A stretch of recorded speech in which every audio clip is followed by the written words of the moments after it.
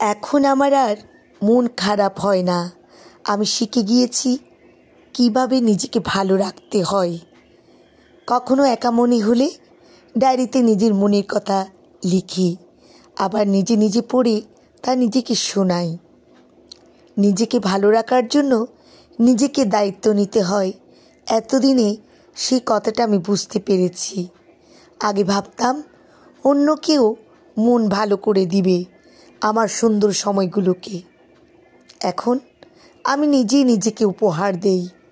সেদিন ছিল Valentine's day.